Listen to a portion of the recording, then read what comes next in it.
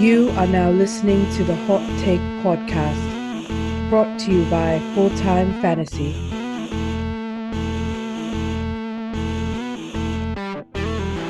Here are your hosts, Stephen Taroni and Josh Daly. Time to make it hot. Oh, hey. Welcome in. Thanks for listening to the Hot Take Podcast, part of the Full Time Fantasy Network of podcasts. I am your host, Josh Daly, and you can find me at JoshDaly72 on Twitter. And no worries, friends. The brains of this operation is here with me. He's just riding shotgun today and letting me take the driver's seat here as we kind of get a little bit crazy on this episode, switching things up on you guys. And, of course, I'm referring to none other than my co-host, Mr. Stephen Taroni. Steve, what's good, man? How you feeling on this 4th of July weekend, sir? Dude, that was the best intro we've had in so long. And I feel like our listeners are probably like, wait, when did Stephen's voice get so sexy? Like, I don't remember the smooth silkiness in the voice. So I think they were a little confused. Thanks for clearing that up for them. Hey man, just doing my best, and excited to be here with you as always. But hey man, even more excited because of our guest. We brought in the big guns today. Very excited to bring on our next guest here. Many of you know him as one of the bosses out there in the Dynasty streets. Yeah, you may have heard him on the Dynasty Blueprint with Matt Williamson. And you may have encountered him on his website, DLF, where they're currently running the Champions Cup series. Or maybe he's got in touch with you and has had to assist you in getting signed up for your Scott Fishbowl team. So we'll, I don't know if that ever happens, Ryan, but you can find him on Twitter at RyanMC23. Of course, I'm talking about the Dynasty OG, Ryan McDowell. Ryan, I know you're a busy guy, man. We appreciate you coming on. Welcome and thanks. Yeah, guys, thanks for having me. Yeah, we've got a few guys who need a little special assistance with SFB, but it's not too bad. We're glad to get everybody in there. Excited to draft coming up next week. Yeah, absolutely. I mean, it's right around the corner here as we all sit down here to record this episode, and I am fired up. This is only my second time participating, but man, it was so much fun last year. Absolutely looking forward to it, man. And, we kind of want to pick your brain about this here. Since this is fully upon us, man, this has to be just absolute craziness with you and Scott Fish kind of setting this up. Now, how long ago did he bring you in and ask for your assistance with Scott Fishbowl? This is probably my 3rd or 4th year helping out. And, of course, this was something that Scott started 10 years ago now. Actually, I think 11 years ago. I think this is the 11th year and the 10th SFB, if I'm correct on that. But this is a league that Scott started on his own, obviously, and really just grew and grew every year. More and more teams joining and being added each year, and it just got to a point where Scott obviously needed a little help running it. I was glad to jump in and help him. We're both, we both commissioned a ton of leagues on MFL, so just some of that, just some of that busy work of setting up leagues. That's kind of what I started helping him with. Just entering names and emails, that fun stuff that you get to do when you're starting a new league. And then it kind of grew last year, really started helping him more with sending invites and kind of helping throughout the process, not just jumping in at the end. But it's been a few years now. It's a blast. I love what he's done with the league, and I'm just glad to help out in any way I can. Yeah, right on. And it's got to be just kind of like organized chaos here. What's kind of like the full timeline from when you guys, sit down and actually start building and, laying down ideas, until the time when we arrive to the draft here? Like, what's that full timeline look like? Yeah, it starts pretty early. It starts certainly before most people are thinking about a redraft league or anything like that. I would say, I guess it's probably March or maybe early April that we kind of started talking about it. And Scott has done so much of this work in the background, setting up a website that houses all the signups, and just doing a lot of coding, things that I certainly could not help with, unfortunately. But so much of the process has been automated. I was able to look through the full list of signups, and he's got them sorted by analysts and fans. So I was able to look through that, and with one click of a button, basically add people to the league. So just the ease of that he was able to set up really helps the process, and it's probably not quite as not quite as tough as maybe some people think on that piece. But then once you get all the invites out and get everybody added, then you're actually setting up the MFL leagues, and that's kind of where the work comes in. And again, it's not hard work. It's just tedious, again, entering those names and emails 1,440 times. So the point we're at now, we're as of this recording, we're 4 or 5 days away from the actual draft, and it's starting to slow down, luckily. It's just now making sure everybody has logged in. I reached out to about 75 people today that had not logged in, just saying, if you want to play, log in. If you don't, let us know. We actually had a handful of folks drop out and say they were going out. So that's good news for a few other people who are going to get that golden ticket late in the game.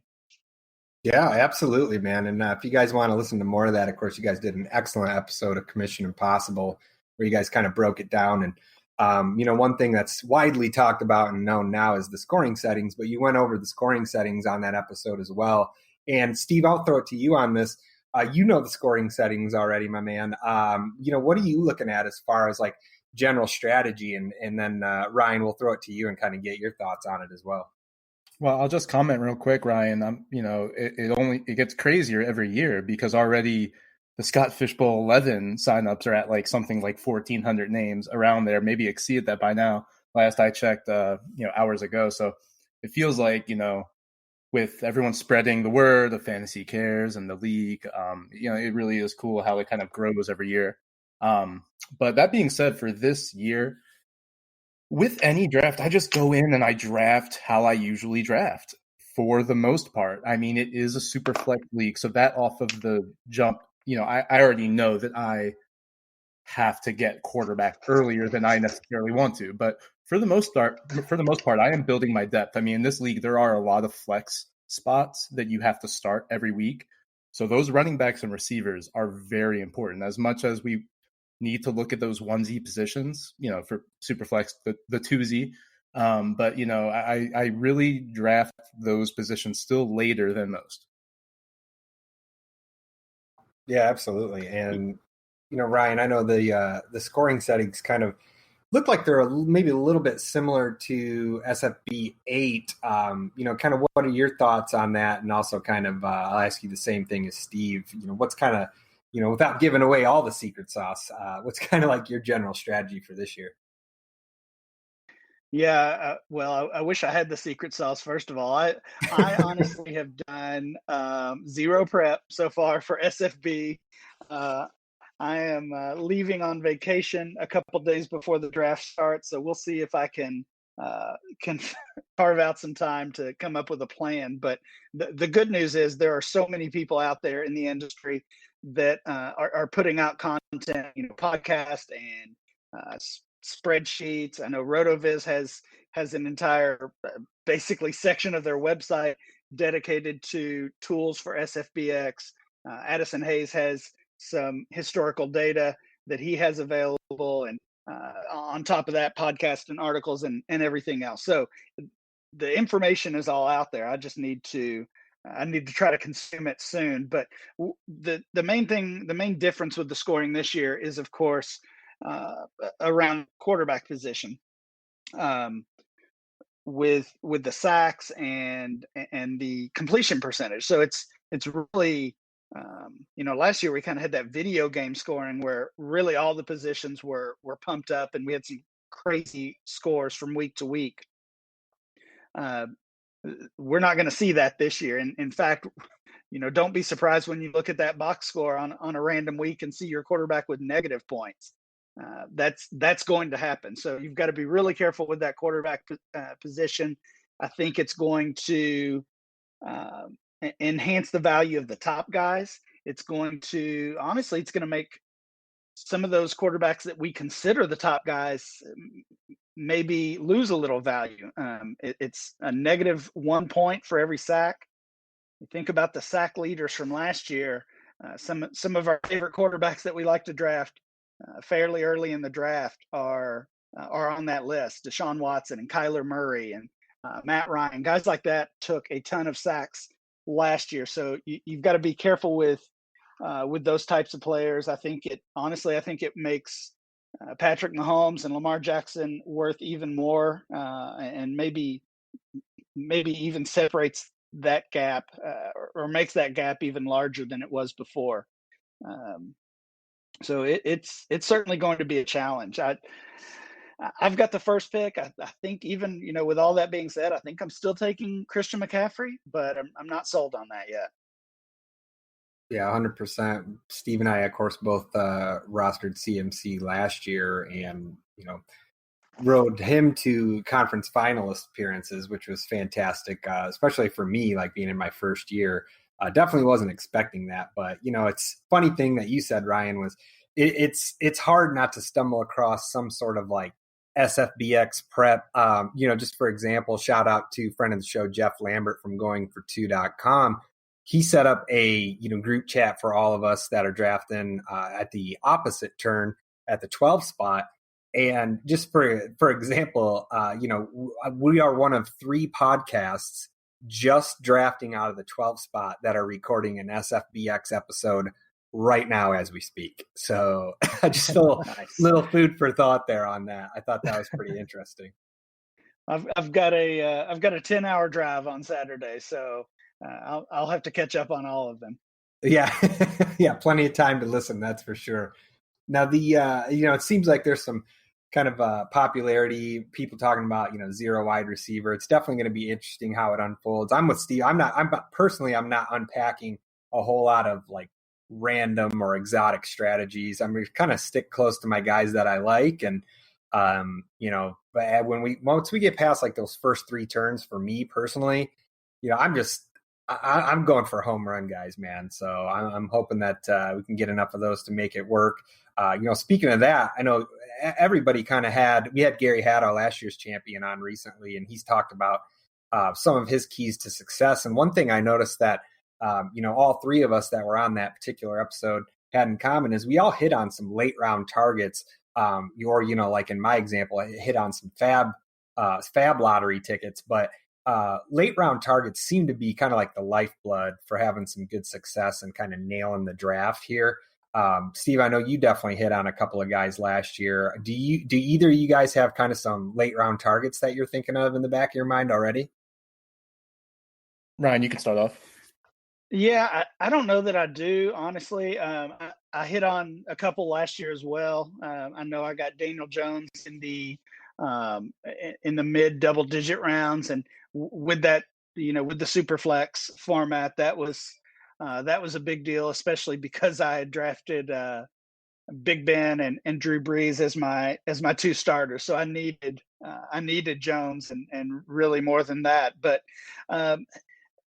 that's probably, I kind of find myself slanting back to my dynasty mindset with those late round guys, grabbing sometimes rookies, and in that case with Jones, but just young guys in general that I could see earning a role. So though it's not necessarily planned yet, I mean, a lot of these rookie running backs look like they are going to be at worst the RB2s on their team.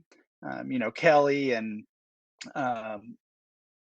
McFarland and there's so many, and I can't even think of them right now. Antonio Gibson, guys like that. So those will probably end up being the players that I target in the later rounds.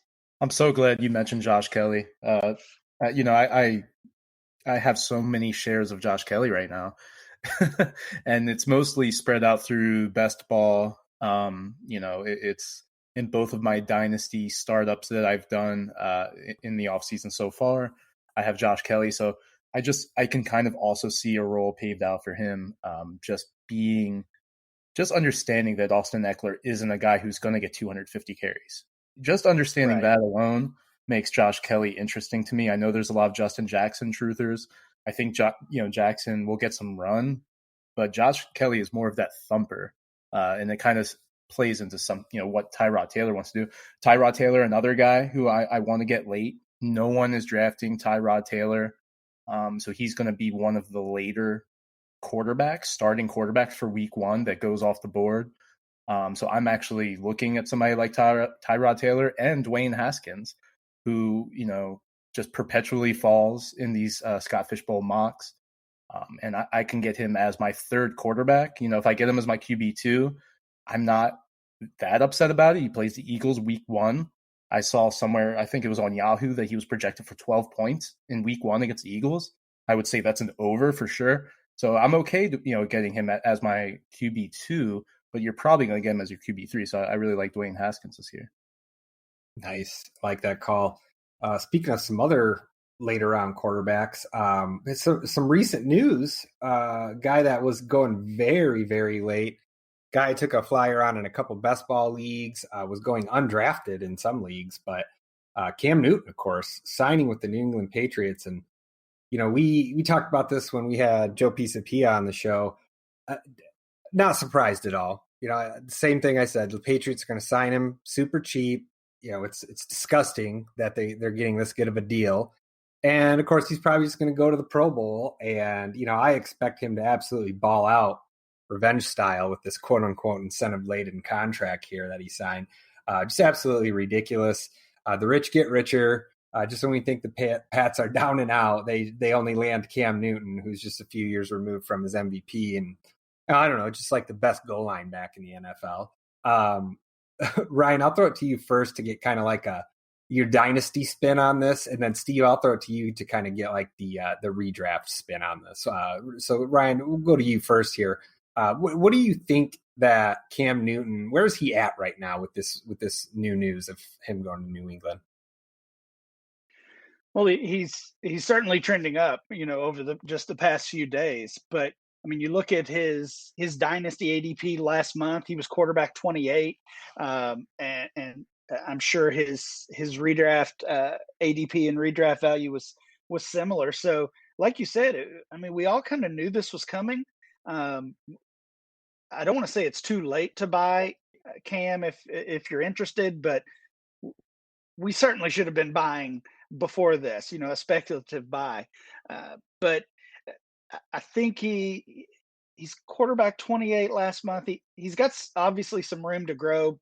I think he gets up into the early 20s, maybe the late teens as far as ADP, and that's about what I would expect as far as production as well.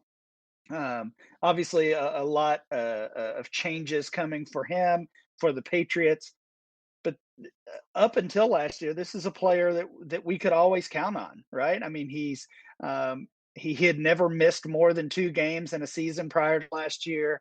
He had never been worse than quarterback 18 in a season, and even that number a few years ago was a major outlier. Most of his seasons, he's been a top 12 quarterback. So we're seeing him climb in value, but maybe not as quickly as you would expect. So there's still some buying time, and who knows where he'll end up going in SFB. That's probably the big question that a lot of us are facing soon. Well, I'm not scared, bro. I'm not scared at all. I'm very excited if he were to end up on my SFB team. But, I think some of this has to do with maybe recency bias. I just feel like that value should be climbing a little more steadily. But people have to realize, man, he got hurt in the preseason and he was never right. I mean, Steve, in redraft, you have to kind of wipe the slate clean. look at him in this ideal situation.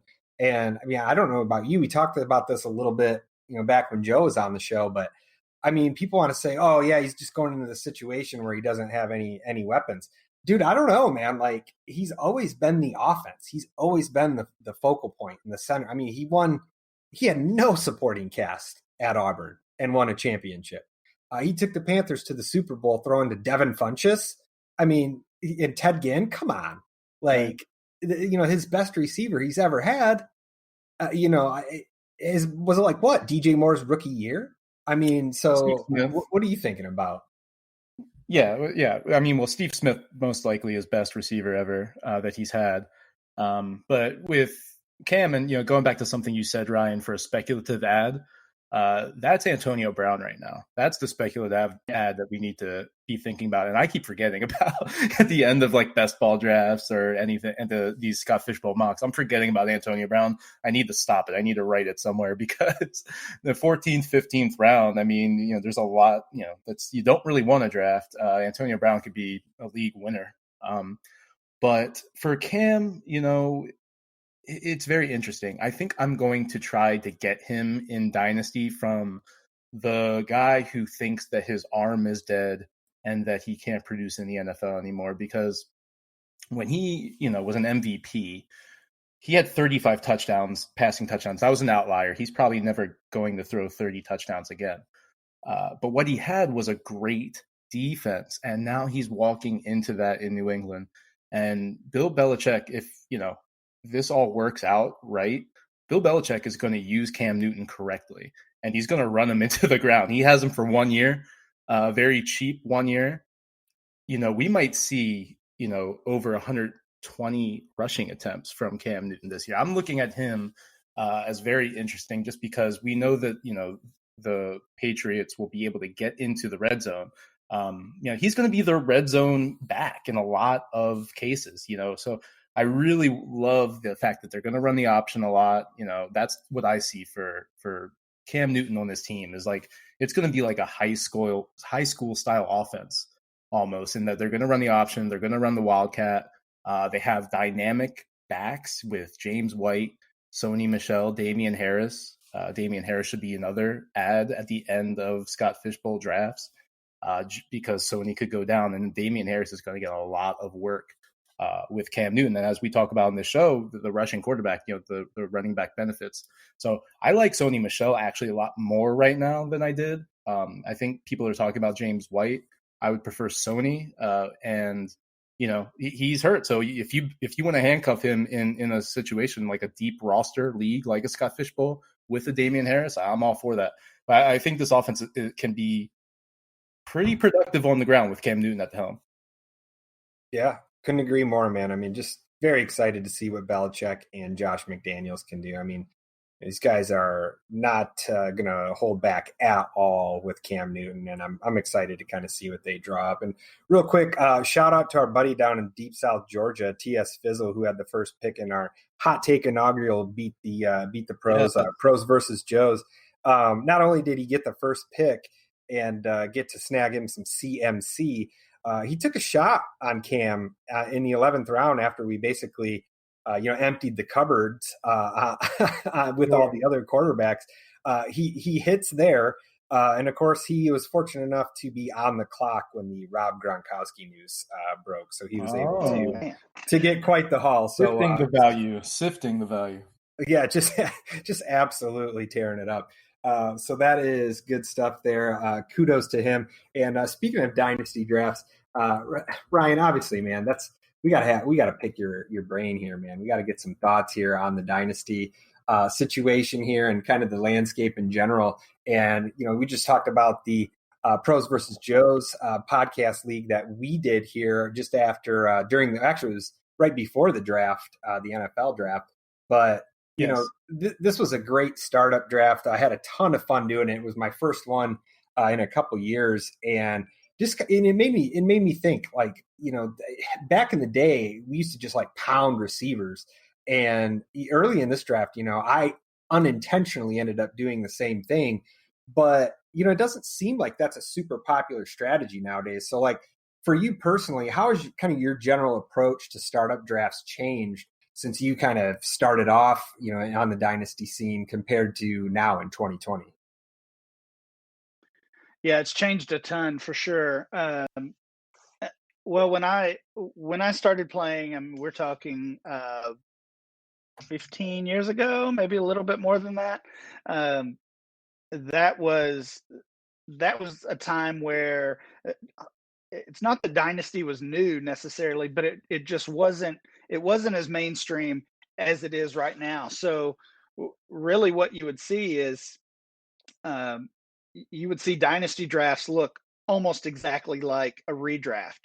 Uh, people weren't Players weren't very concerned with age. They weren't chasing youth like they are now.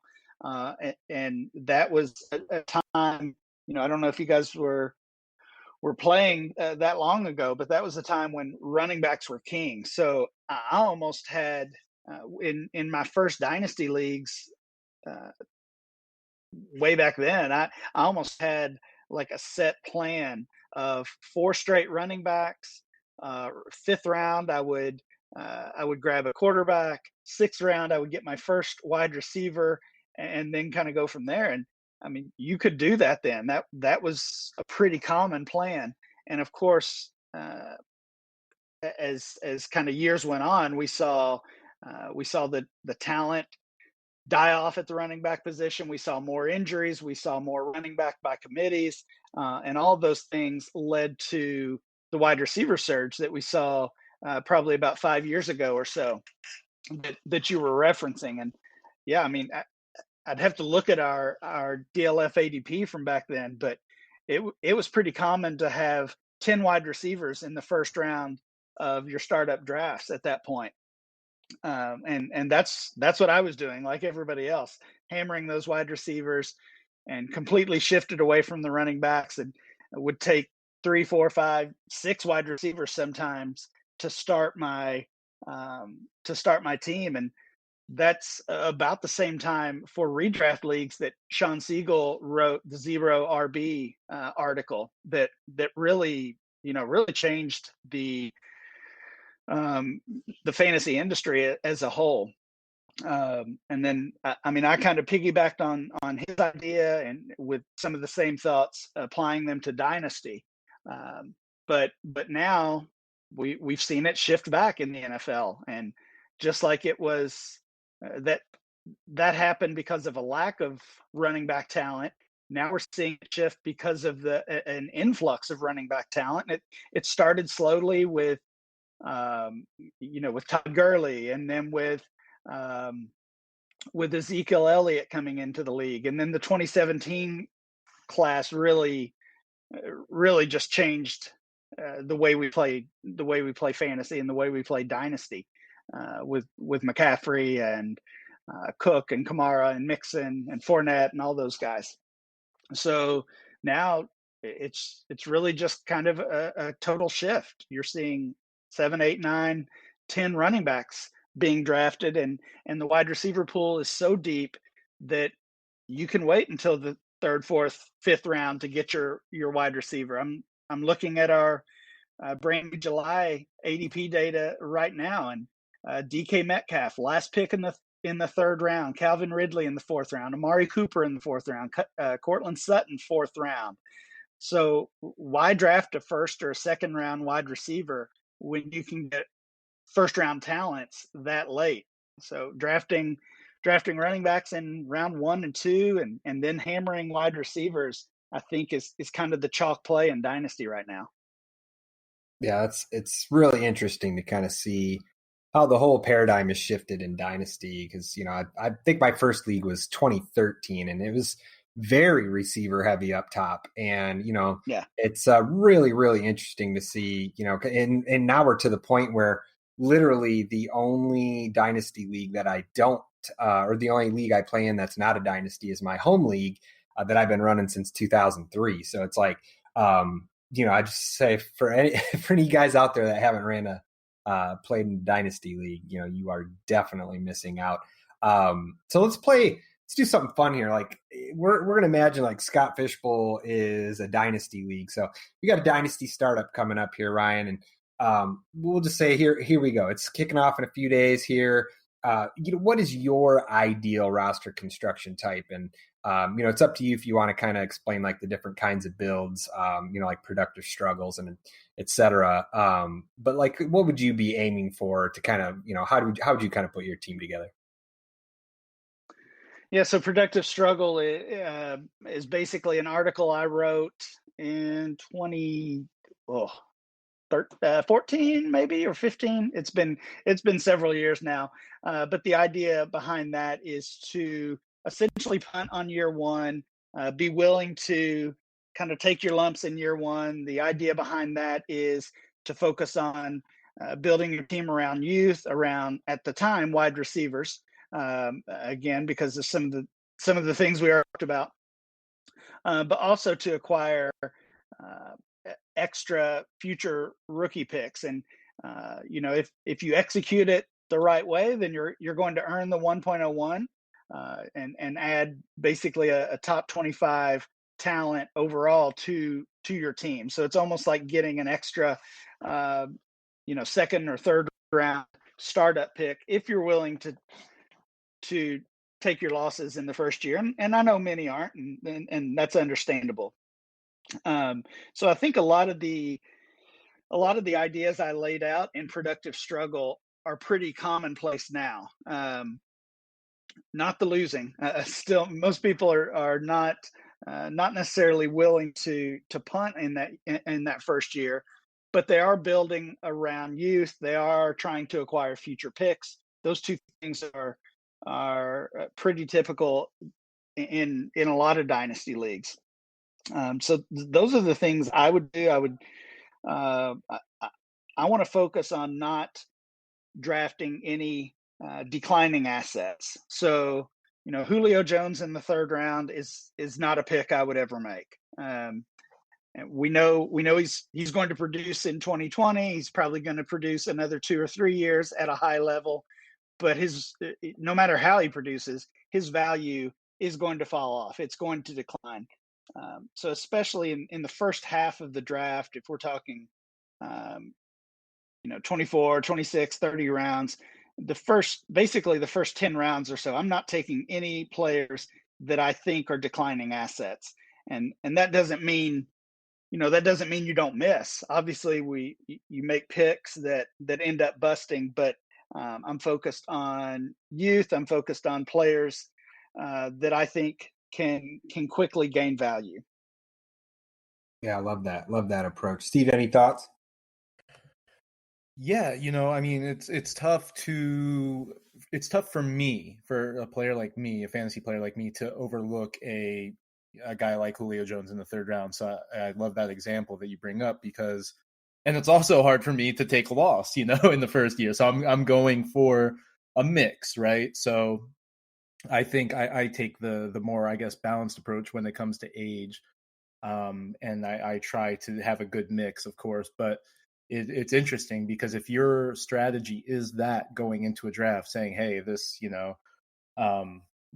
productive struggle is my strategy going in, you're going to have the advantage at what you're going for. If you want the youth, well, you're going to get your DK Metcalfs and players like that are going at value because people aren't targeting them like you are.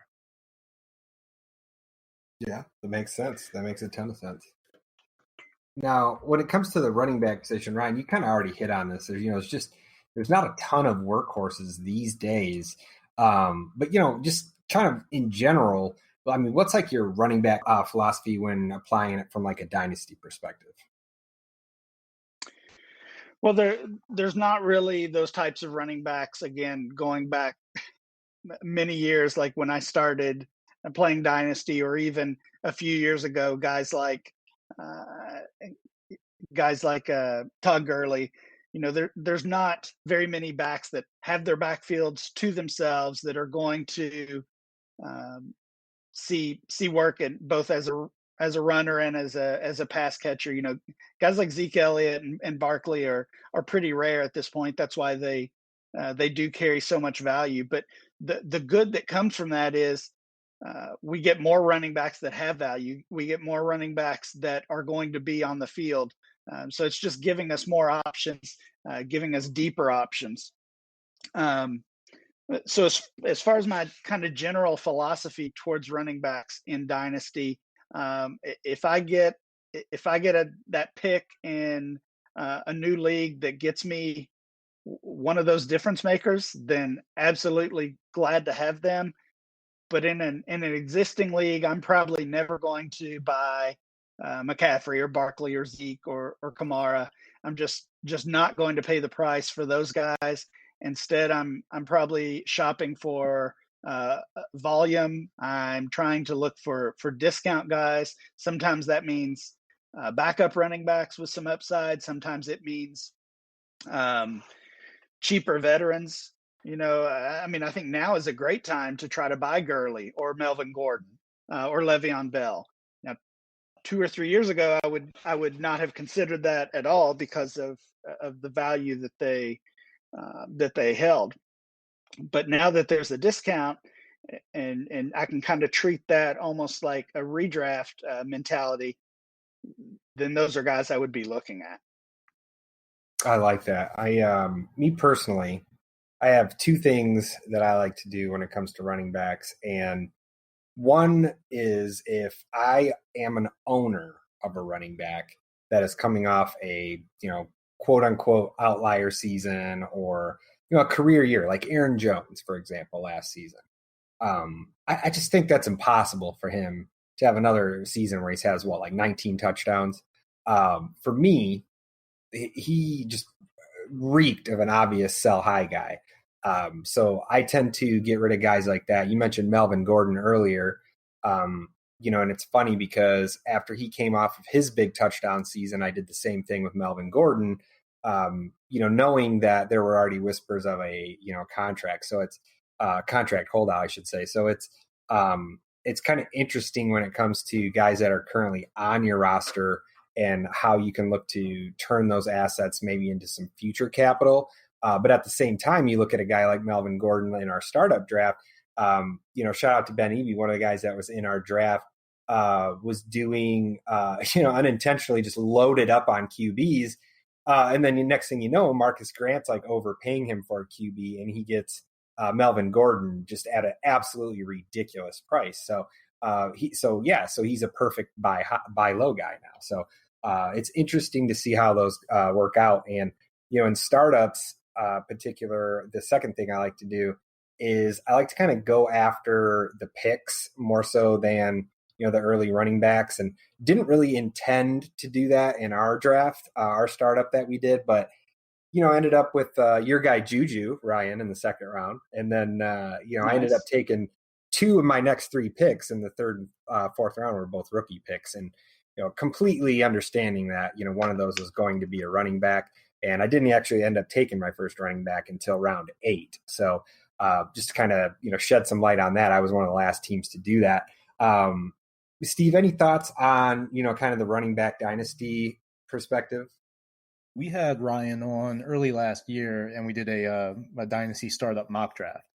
And one of the things we were talking about, Ryan, was treating running backs in dynasty like NFL teams are looking at their running back situation. And oftentimes they are favoring that draft pick, that rookie pick, because they can get them for cheap. And they can, the running back is just expendable, even with a Todd Gurley, a David Johnson, a Devontae Freeman, who, if you didn't sell high, now you're kind of questioning what you did. Yeah, sure, could Gurley and Johnson have good years? Yeah, they can, but I think we've seen their best at this point. It would be a resurgence by either one of those if they prove me wrong here. So, you kind of have to do that with the running backs in Dynasty. You look at guys like Leonard Fournette right now. Aaron Jones is a great example, because if I'm looking at Aaron Jones right now, I don't think he's going to be a Packer next year. Now, that could be great for Aaron Jones. So you have to decide, okay, him not being a Packer, does he go to a team where he's actually going to get 250 carries and, 60 targets, so yeah, that's just something you have to consider. You have to look at their contracts. You have to be able to say, okay, you know what? I'm going to replace this position with a rookie, just like you would in the NFL. So it's kind of how I look at the RB position in Dynasty right now. Love that. Absolutely love that mentality. And, kind of leads me to a secondary question that we didn't really plan on talking about. I haven't really seen any data on this, but just wanted to compare. Like we have Taylor versus CEH here, and there's big debates on who's better or whatnot. Me personally, I feel like with CEH having a little bit more passing game upside, but then so I already favor the high upside Andy Reid running backs. Anyone that's been anyone knows me knows I'm super high on the Andy Reid running backs. I love those 19.5 PPR points per game, and I will take that all day. But something that I don't think gets talked about enough is CEH was taken in the first round, which obviously is a rarity nowadays. But those first round running backs, they actually get that 5th-year option. And so that makes them a little more tasty than somebody that might be taken like Taylor, like at the beginning of the second round, that doesn't get that long of a road. Right. So do you guys have any thoughts on that? I really haven't given it a ton of thought, but I just in the back of my mind, I feel like that's kind of like a little hidden piece of insulated value. I think if you're looking that far, then you're doing the right thing in Dynasty. If you're looking at the contract situation like that, then you're paying attention and you're reading the tea leaves of what the contract is telling you. Yeah, I think a lot of the analysis of the running back position in general this offseason has centered around contracts. And the idea has basically been, we want these running backs on their rookie contract. And when they get to that second contract, or even when they're getting near that second contract, that's the time to sell in Dynasty. So, you were talking about Aaron Jones and, guys like Derrick Henry fit that as well. He was just, he got the franchise tag. And I mean, players like that are kind of obvious sells. And I think it's everybody that played Dynasty last year wanted to sell Aaron Jones high or sell Derrick Henry high. And it really just wasn't possible. They weren't carrying the value to match their production.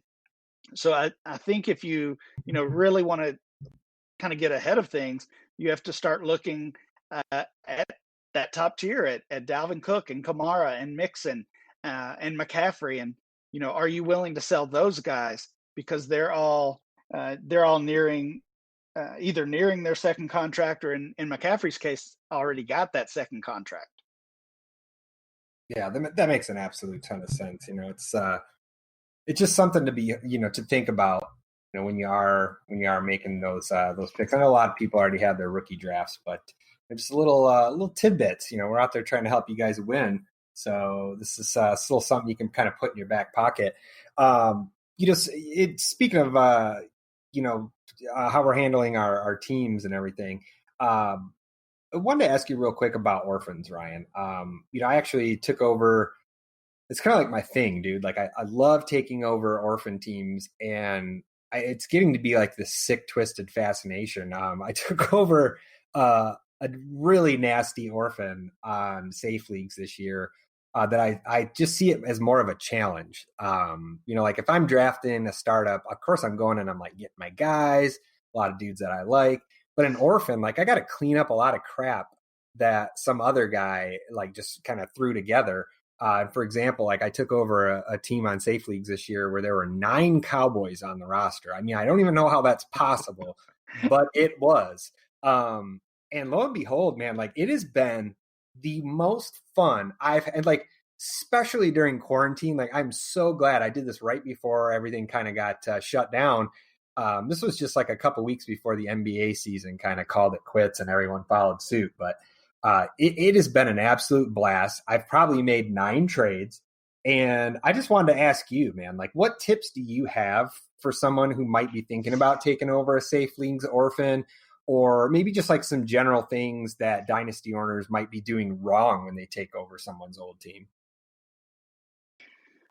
Well, it sounds like you're doing things the right way. First of all, because I think one thing is you have to be committed to that league. I think it's really easy to take over an orphan, to get frustrated, and a year in you're giving up on that team, and now it's an orphan once again. So I think you've got to be committed to kind of the long haul of a rebuild. Of course, not every orphan is always in bad shape, but that is often the case.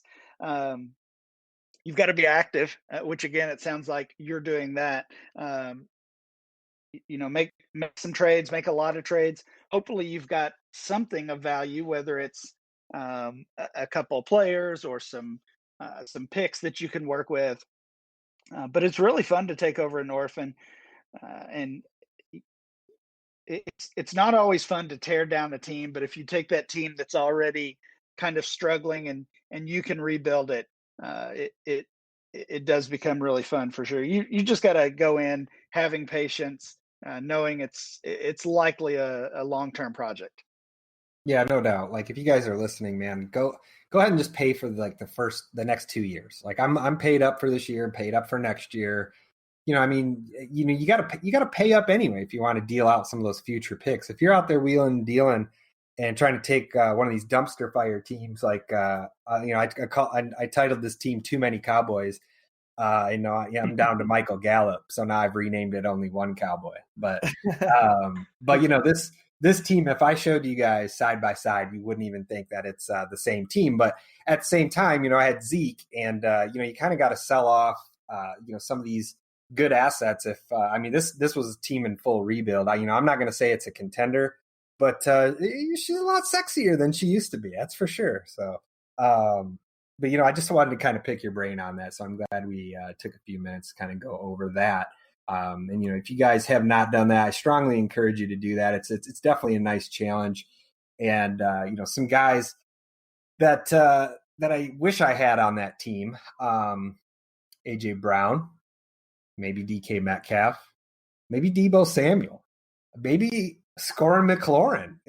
Maybe Hollywood Brown or Deontay Johnson. We're talking about this 2019 wide receiver class, and one that we really haven't seen massive production, maybe the class of 2014, but wanted to kind of get your guys' take on this here. Is everybody maybe getting too happy too soon with some of this rookie production from last season, or is this one maybe one of the best wide receiver classes that we've ever seen? I'll start off, and then because I want to know your thoughts, Ryan, because I can't. I'm looking for it every day on fantasy Twitter. I'm just trying to find something bad on any of these players. Like, any analyst out there has not said one bad thing about any of these players we're talking about right now, with McLaurin, DK Metcalf, AJ Brown. We're all calling for AJ Brown to be wide receiver 2 lock for 2020.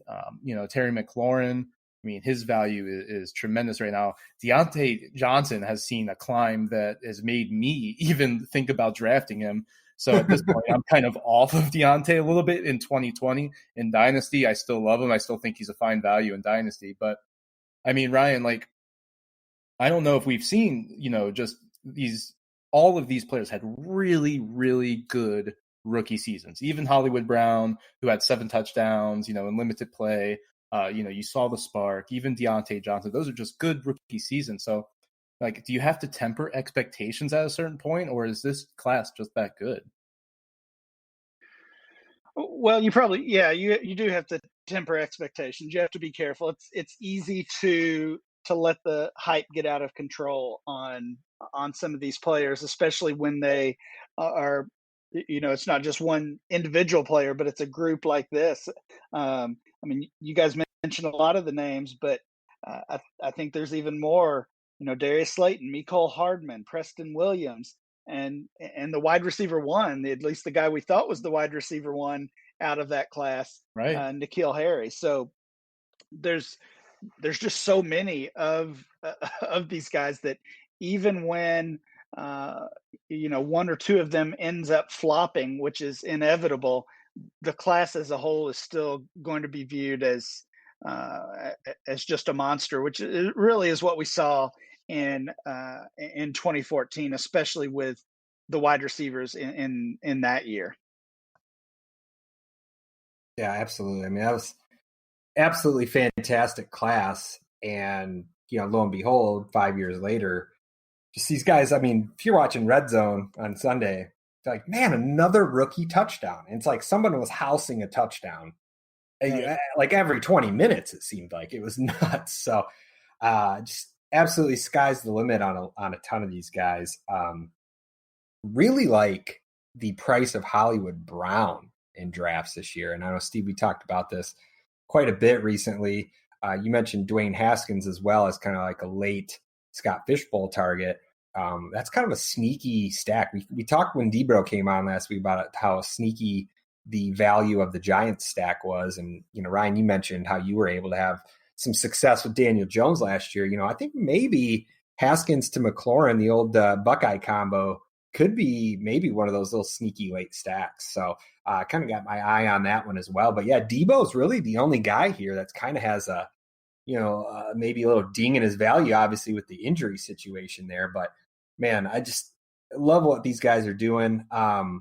Real quick, one thing I wanted to ask you guys, see DK Metcalf starting to go ahead of Tyler Lockett, which I don't know, man. I think that might be a little bit disrespectful for Tyler Lockett. What say you, Steve? Yeah, for redraft, it definitely is. And, I think it was Matt Kelly who said something like alluding to like, look, if both of these guys are, going to be that good in 2020, then maybe drafting Russell Wilson is really the answer. And I agree with that. But when it comes to DK, like before Debo went down, I looked at DK and Debo McLaurin as a tier. And with any tier, I'm usually trying to get the best value. I don't want to necessarily, like, if I'm going to get that first guy, I don't want to have to reach for him. So I'm usually getting the back end of that. And that would be Terry McLaurin. And I'm still looking at that. DK Metcalf, look, if he's like a touchdown guy, and I think that he can have something like around 10 touchdowns. And if he gets that for you, you're chasing that. But with McLaurin, he just, to me, he can be that wide receiver one type of player because he is really dynamic. He has a quarterback that is going to want to feed him. It's going to be tough to rely on that Redskins offense on week to week, basis, but McLaurin's going to be your wide receiver 3, maybe even wide receiver 4. So it's not like you have to worry too much about that. You're going to have to pay up for DK. And so, between the two, I'm just kind of looking at like, I would rather have McLaurin because I feel better about his value where I can get him where I want without having to reach. Any thoughts on Seattle wideouts, Ryan? Yeah, I love DK in Dynasty, and he's actually pretty comfortably ahead of Lockett in Dynasty ADP. But I think in redraft that still has to be reversed. But I don't know. You mentioned Antonio Brown earlier. It's kind of like maybe he's looming here to really throw off the value of both of those guys. But yeah, totally agree on Russell Wilson. Absolutely, would love to have him on any league. Yeah, no doubt. Let's just hope that if that news breaks, it breaks soon, like while we're editing this bad boy up, and that way we can either just pull the Seattle wide receiver talk or not. But Ryan, really appreciate you coming on here and talking about everything here related to Dynasty and Scott Fishbowl as well, man. You want to give people a real quick reminder where they can get a hold of your latest work and maybe even let them know about the Champions Cup if you'd like? Sure. You can find all of my work at Dynasty League Football. We've got a lot going on there. You can find me on Twitter at RyanMC23. And yeah, we have partnered with Safe Leagues and with Scott Fish to host the DLF Champion Cup Series. Really cool format that Scott put together. Basically 4 leagues, battle it out, just kind of your normal 12-team Superflex setup, but then the team from those 4 leagues with the most points. There's kind of a hockey point system that he's put together. Basically, you get points for making the playoffs, for winning titles, for scoring the most points in a season, things like that. So the team from the group of 4 that scores the most points after 3 years wins a big $1,000 prize on top of their winnings throughout the seasons, and then it just keeps going after that. So it's kind of a dynasty league built in 3-year segments. Love that. Absolutely love that. Who doesn't like a little bit of juice on top? That's fantastic. Kind of little sweetener like that, like the safe leagues, consecutive back-to-back pot that they run. Absolutely love that. Excellent twist on that. And again, Ryan, thanks for coming on, my man. We really appreciate it. And again, thanks for helping me out earlier today as well. And wanted to give you guys a real quick reminder here. Of course, Steve and I will be on the SFB Podathon. Shout out to Salito. A reminder that you guys will be on late Sunday night, early Monday morning. It's 1:30 Eastern, so you could be kicking it at 10:30 West Coast time with us if you'd like as well. Any final thoughts, Steve, before we get out of here? No, yeah, 10:30 Pacific time. If you're coming in, you check the surf coming in from those waves. Come check us out. It's going to be fun. We're going to be live talking some Scott Fishbowl. So don't miss it. And then you can also go over to playerprofiler.com and check out any of my work over there for the world famous draft kit that just came out. Some really cool stuff over there. I did a couple profiles, Evan Engram, Kareem Hunt, a couple guys like that. So go over there and check that out. But we'll see you over there at the SFB Podathon. Good stuff. Yeah, looking forward to that as well. And on behalf of our guest, Ryan McDowell, and my co-host, Steven Cerrone, I'm Josh Daly, and this has been the Hot Take Podcast.